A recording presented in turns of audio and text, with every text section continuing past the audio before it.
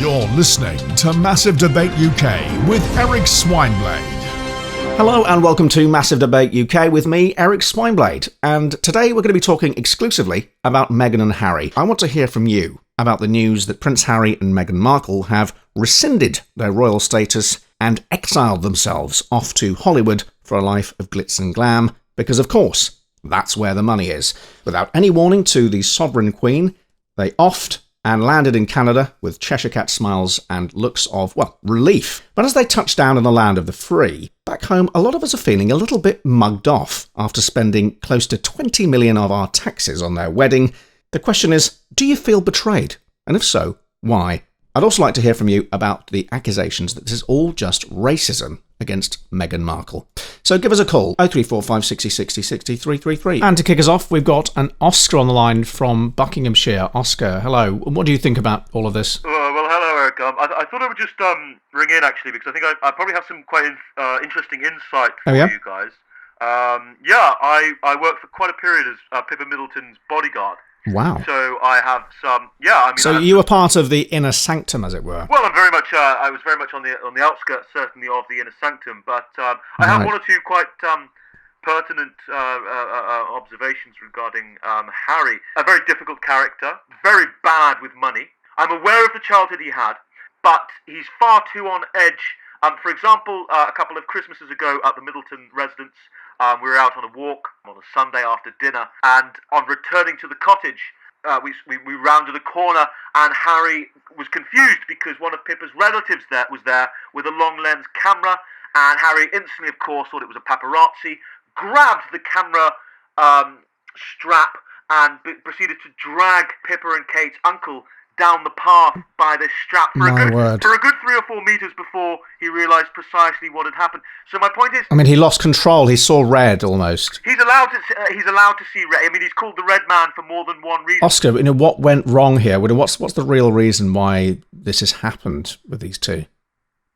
Well, look, there's only really so much I could probably say, but just say what you can. It was a drug-related issue. A dispute. Which drug? Well, the devil's dandruff, let's call it that, so that if there's any children listening. Cocaine. Well, yes. It's always cocaine, isn't it? Unfortunately, it is always cocaine. And a dispute arose among the family. And between who? Well, I shouldn't... it was Pippa and... Kate Middleton? Yeah, she was involved, yeah. It was Pippa and Harry against Kate and Will. 2 of them were on the drug, 2 of them weren't. So somebody was upset that, Harry and someone else had been at the baby powder and taken it too far. He gets frenetic on it, and he did focus in some of his... he picks on people when he's in a good mood. And, does he pick on William? Since he's got himself a wife, he's tried to do it a little bit, and I think that has caused some... Well, I've heard accusations that Harry bullies William, especially when drugs and alcohol have been involved in the past, and there was a headbutt and general mockery. He does mock him relentlessly regarding his lack of ability to grow a beard. It's a bit of friendly banter and so forth, but it did go too far. It did go too far. And I imagine that William and Kate are probably, quite concerned about the presence of, drugs with little George running around. You wouldn't want him picking up a, pill at Andrew Marr's birthday party or a baggie of coke. You'd be surprised. The aristocracy they're a different kettle of fish. Okay.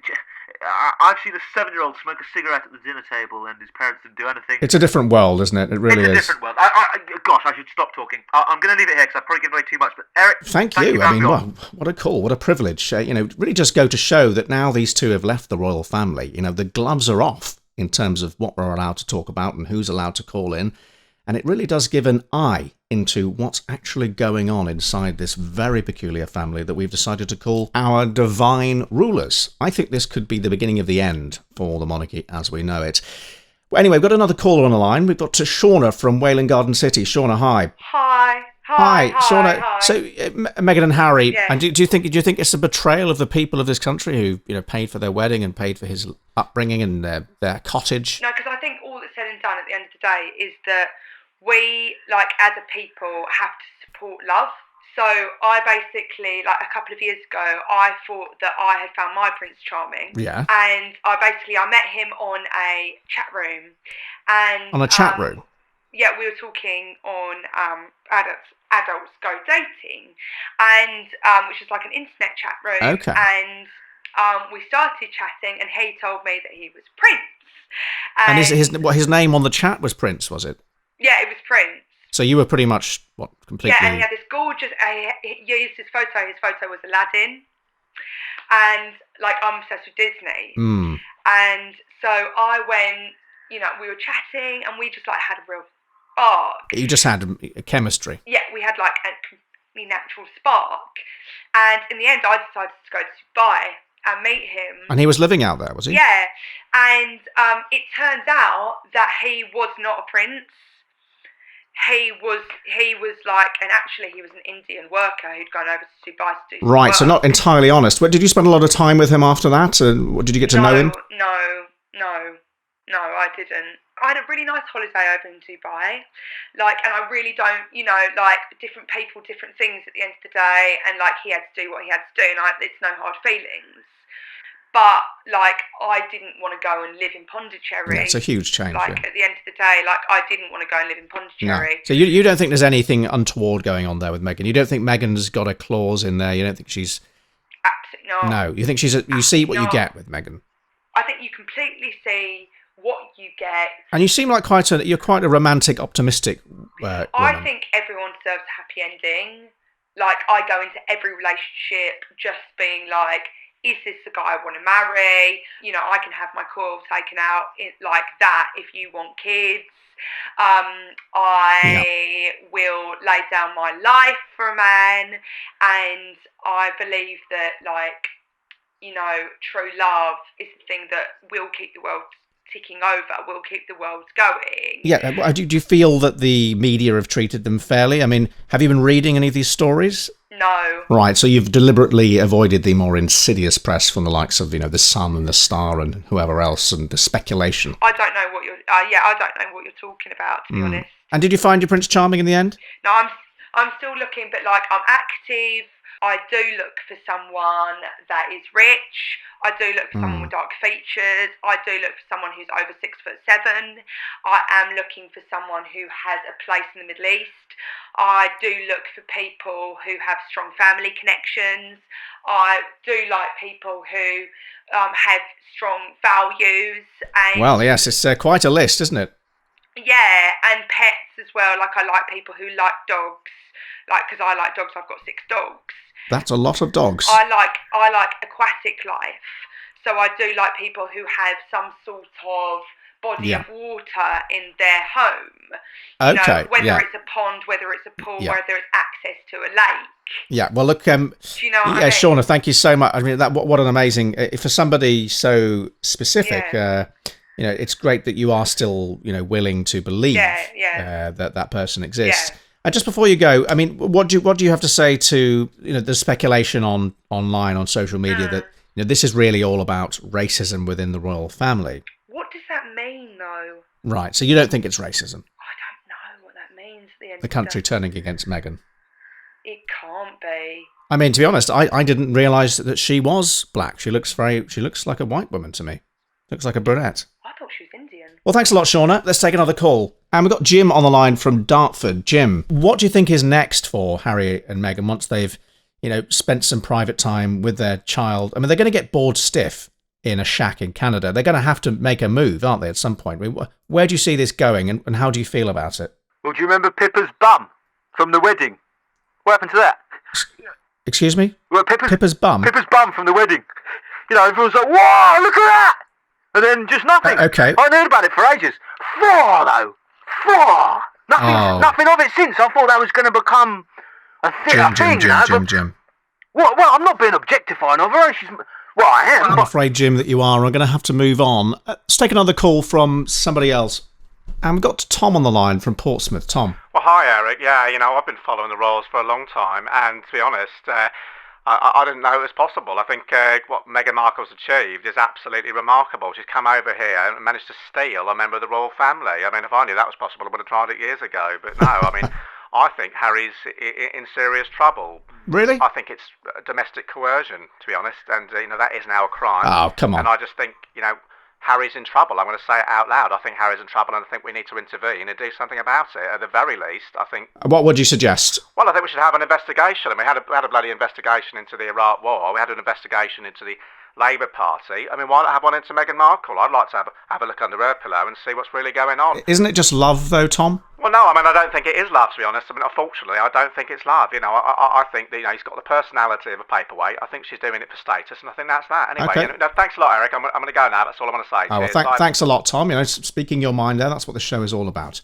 Let's move on to our next call. We've got Terry on the line from Norfolk. Terry, do you feel betrayed? Well, I do a little, well, not necessarily by the Queen. So I take my daughter. I'm quite the royalist. My wife and I were. She's no longer with us, but I take my daughter.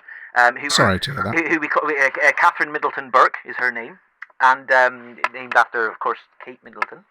And we regularly go down to Sandringham, Norfolk, and St Mary Magdalene Church, which is where the Queen has her. Lovely service there, really lovely. Oh, it's absolutely fantastic. So you really have been paying attention to the minutiae of the royal family for quite some time. Oh, for a very long time. I've got my house is covered in plates and tea towels and all sorts of commemorative things. Yeah. Right, so you really are obsessed with the monarchy. You're a true cavalier, as it were. Oh, yeah, you one of say those. that again. So, in your expert opinion, you know, what is going on with Harry and Meghan here? Can you tell us, you know, what the situation really is? He's grown a beard and he now thinks he's a man, and I think he's trying to lash out. And you don't blame him? I mean, I do blame him, but I think it's her. But not because she's black. I think it's because she's a woman. And what about the accusations of racism? What do you think to those? Well, I know, but it's everyone's it's because she's black. No. I will contend that I do believe women have quite the hold on the Lady Macbeth hold on men. And you don't think that Kate Middleton might be racist then? Kate Middleton has always had, in my opinion, a problem with the Far East. In terms of the Far East. In terms of racial issues, she's a bit suspect of them. Right, but what evidence, if any, do you have that she does have a problem with people from the East? I really don't see that. I didn't say she didn't like them. I said if there was an area in which she is a racist, it's directed squarely at them. But the only evidence I have is a lifetime of observing them coming out of church. Terry, I mean, and that lasts about 4 minutes. Terry, times that by the 400 times I've done it. That's not evidence, is it? Well, what I'm doing, Eric, is I'm basing my theory off what I've seen with my own two eyes. What you're doing is reading stuff and then wondering whether it's true. All I thought I'd do is ring up and give you some insight. Well, Terry, give me an liar. example, if you would, please, of Kate Middleton doing something malicious or showing any kind of prejudice towards Meghan or anybody from the Far East, please. I once saw her come out. She came out of church and she took out of her little purse some Fox mints, right? Yeah.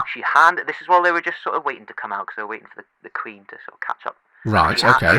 She handed a Fox mint to Harry, her husband, her children, her grandparent, and then she didn't give one to Meghan, and she didn't give one to the child. Oh, for the love of If that's God. not telling, Terry, I don't know what is. This is now, admittedly, this the is child absolutely the child wouldn't be able silly. to digest This is just it. silly. It's too hard or sweet, but still the point was clear. She could have. Meghan's capable. Yeah, okay. And what about people from the Far East then? Can you give me an example of her doing anything untowards towards them? I didn't see her give a mint to a Chinese person. No, I mean there wasn't one there, but you know, if that's not. What was she supposed to do? Go into the crowds and find somebody from China and give them a mint? All I can work on is a hunch. But your hunch is based on nothing, Terry. It's inflammatory. There's nothing You're to it. asking me if Kate Middleton is racist. I'm saying no. It's a simple question, Terry. But if she was, right? If she was, yeah, it would be directed squarely at the Orient. That's all I'm saying. I don't think you're understanding what I'm asking you here, no, I don't Terry. think you're getting what I'm saying. I'm not saying that I am a racist. I'm not saying that she is a racist. I'm saying that potentially if she Terry, was, it would be aimed at the Orient. Look, what Meghan you're Markle's saying eyes. doesn't make any sense. Take your hate elsewhere. What a load of nonsense. You're clearly projecting all your hopes and dreams and your inner hatred onto this family. What a load of rubbish. Let's take another call. And we've got Tobes on the line from Pimlico. Tobes, what do you think's going on here? Hi, Eric. Yes, I mean, I've been here myself, and I know a classic honey trap when I see one. I had a honey trap with a lady from Lithuania who I met many years ago. We'd been straight out of university. We got together, and she said, you know, come under my wing. And she showed me an ordinary world, a world I'd never seen. I'd never had a potato waffle. I'd never, stopped off at a garage and bought a Yazoo. I'd never had to wash my own sink. It was only when it was too late that I noticed that she wasn't really interested in this marriage going any further than kind of world tour. And fortunately, she did actually end up meeting another man. No. Unfortunately, we had a big falling out over that, and it was I left her there, and she's actually doing very well. She's very, very well. Good. She's got children, got a husband there, and boats and cars, and she's got the lifestyle, ironically, that I had, and I've now got the one she had. And I mean, I call myself an adventurer, to be honest, and I've kept on going. Going to the Kazakhstan mountain region next week, but very nice. I haven't really found anybody else, and I just worry that Harry's heading the same direction. He's trading lifestyles, and maybe he'll end up in a Hollywood film or something. But no, it's highly unlikely. Yes, no, it's highly unlikely, and what a shame that is. And let's move on to our next caller, Christine from Barnes. Do you agree with the last caller? Well, yes, but I was one of the very few people. I've always spoken my mind. I've always told people what I think, and I was sat there on the day going, she's going to tear this family apart. So you saw this from the beginning, really.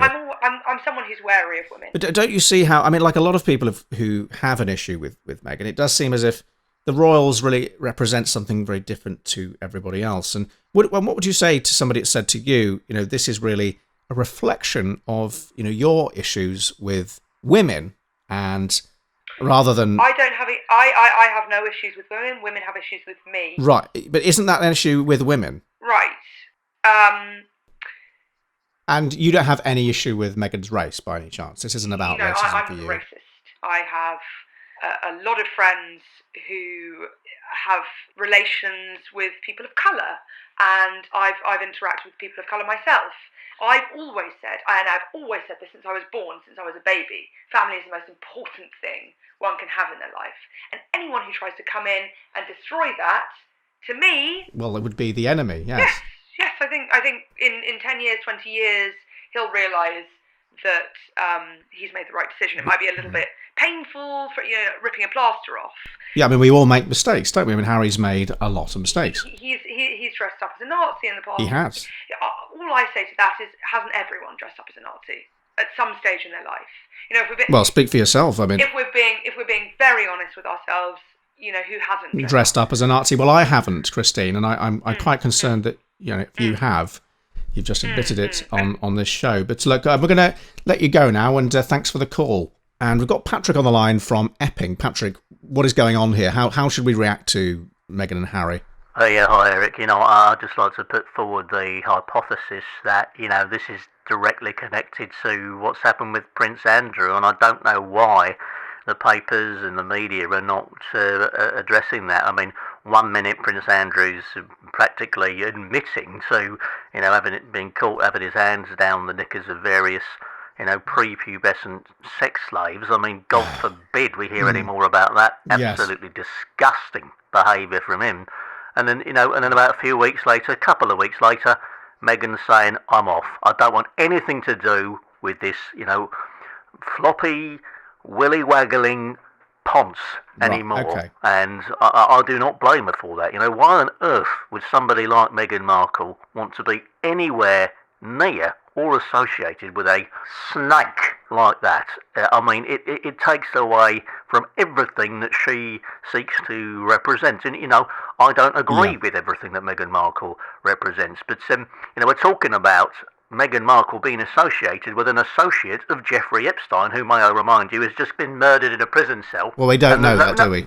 Well, no, Eric, I mean... we don't Eric, have any evidence for that. I think you'll find that there's no CCTV footage available, so... well, coincidences do happen. Well, also, where were the security guards? Where were they?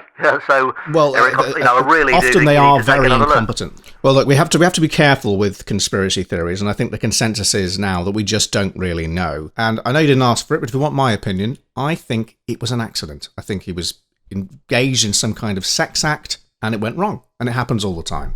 Anyway, thanks a lot. And after the break, we'll be talking about the Labour leadership contenders. Give us a call, 08345 60 60 333. You're listening to Massive Debate UK with Eric Swineblade. Improvised and created by Thomas James Gray and Daniel Barker. Guest starring Ellie White.